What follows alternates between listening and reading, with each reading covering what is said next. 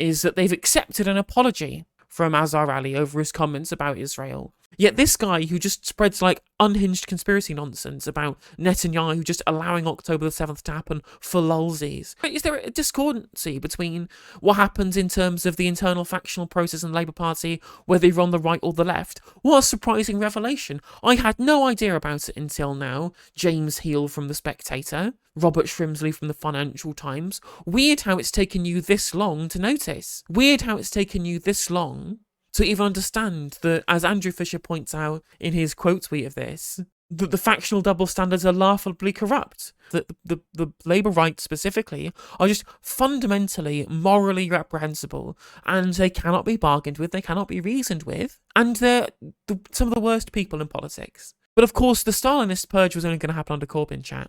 There was only ever going to be a Stalinist purge when it came to Jeremy Corbyn and the left wing of the party, which never actually materialised. So it's finally happened, right? We covered this on stream yesterday, but the developments are happening thick and fast now, so I've got to go back to it. So Azar Ali is the Labour candidate for Rochdale, has had his support withdrawn. People were backing him up until now. Nick Thomas-Symonds did an interview on Sky News this morning about how they were backing Azar Ali, even after the comments that he made about the war in Gaza. To clarify, what he said is that Israel let it happen as an excuse to try and engage in an ethnic cleansing campaign in Gaza. Now, I don't think they let it happen. I think that they underestimated Hamas's military capabilities, so moved their military capacity into the West Bank to be aggressive against the West Bank, and they let their eye off the ball because they were too busy trying to steal Palestinian land in the West Bank, and they took their eye off the ball. Either way, he apologised for his comments, and this was enough for loads of people. Louise Ellman said, I know he's been an ally for a very, very long time, and even though this is the zero tolerance for anti-Semitism crowd, he was being given the benefit of that by all of these because he was from the right faction. It's not like Kate Ossamore or Andy MacDonald or Diane Abbott, all of these people who all the things they say are beyond the pale because they're from the left, even though none of these things they said are anything near as bad as what Mr. Ali said. And for the long time, all of the Labour people were backing him. And now he's had his support withdrawn for the coming by-election. Which, to be fair, seems like the right thing to do for the party. Just give up on this by-election, who cares? There'll be other by-elections. It's not worth putting all your eggs in this basket, but it's weird that it took this long for them to do it. Even so, the hypocrisy is so stark. From where people were giving this guy support yesterday and today, even this as short ago as this morning, and now they've U-turned on it, as they are wont to do in Keir Starmer's Labour Party. U-turn central 100% of the time. Now, let's have a look at some reactions that were originally there. So this is now that we've admitted that it is indeed anti-Semitic and there is now zero tolerance. There wasn't zero tolerance earlier on today and yesterday, but now we're back into the zero tolerance train. Adam Langleben, another person who said that it was fine to run with a candidate even though we should live in a zero tolerance world for anti-Semitism. So here's the Labour candidate for Finchley and Golders Green, literally the most Jewish borough in the country, saying that we need to support it in response to Mike Katz, head of Jewish Labour Movement, saying his comments were reprehensible, but this close to polling day, he will be Labour's candidate, and he has to repair his allyship with the Jewish community, but they have to campaign behind him to stop George Galloway.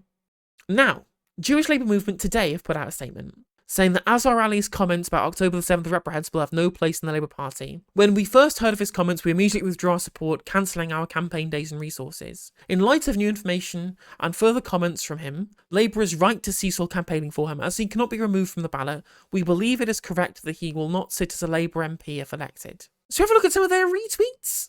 So here's a retweet of them from Louise Ellman, saying that he has actually supported Louise Ellman when getting anti-Semitic attacks, and he's given a full apology, so they'll back him as a candidate. This was the other day.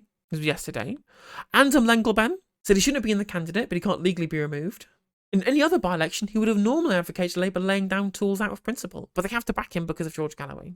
And now they're here saying, actually, no, we're glad that they're taking away the support now. What a weird U-turn from these people. Here's a Ruth Smith agreeing with Mike Katz to support him to defeat George Galloway. It's yet more continual failure of communication from Labour. They were defending him this morning. He's given an apology. Oh, but now they're withdrawing support. I think it's correct for them to withdraw support, by the way. I think it's correct for them to withdraw support, because I think his comments were the worst kind of thing that we've seen in these regards. Way worse than anything that you got from any of the other people who have the whip suspended, who should have their whip given back to them. Because their comment, like Kate O'Smore and Andy McDonald, said nothing bad whatsoever and should have their whip reinstated immediately, as did Tahir Ali. Azar Ali, though, beyond the pale, and it's taken 2 days of media furore for them to actually go about removing support, whilst backing him in multiple interviews up to this point. One person who's had his eye on the ball over all of this is actual unironic friend of the show, Owen Jones. Here's Owen Jones on LBC discussing the withdrawal of support for Azar Ali. Let's have a listen. He's a 7/10, October 7th truther who publicly claimed that the Israeli state allowed October the 7th to happen, killing huge numbers of its own people deliberately. What are we even talking about here? Has everyone gone mad? Why are we even debating or discussing this in a kind of what should he do or should... Obviously, this is a major scandal, and it's a major scandal, I would know, because Keir Starmer, I mean, I don't know why all this is memory hold and everyone just forgets everything that happens in the Labour Party before, often the last week under Starmer's regime. Do you remember he commissioned a report under Martin Ford QC, the Ford report, which is completely forgotten now? That was commissioned by Keir Starmer, and the Ford report explicitly said that questions of anti-Semitism must not be used or abused in a factional way. So why are we still now, in 2024, why are left-wing MPs being kicked out for no good reason on the grounds of the bracket anti-Semitism? Nothing Andy McDonald said was anti-Semitic, as I hope you could concede. This guy has said something far worse, by the way, than any left-wing MP. Yeah, 100%. And this is literally Loto interfering with the disciplinary procedures over anti-Semitism cases, which is what we should be doing based upon the ECHR, the HRC report. Frontbenchers Lisa Nandy and Annalise Dodds had been out campaigning for Mr. Ali in the constituency at the weekend. It's so embarrassing. It's so embarrassing. Funny, of course, though. Literally, the Labour sources suggest a person who recorded Councillor Ali's Israel October 7th speech was a pro-Corbyn local figure. So literally, the pro-Corbyn people are the ones who are apparently the oppositions to anti-Semitism now. Just leaking their concerns. Hey there, if you enjoyed the video, make sure that you like and leave a comment. That helps the video out in the algorithm. If you subscribe and ring the bell, it'll let you know when I go live. I stream every day on YouTube and Twitch. You can also follow all of my socials down in the description. And if you want to support me in a more financial manner, there's a join button for membership to just 99p to be a member on YouTube, as well as a Patreon, and there's some merch there as well. And hopefully I'll catch you on the next video. Take care.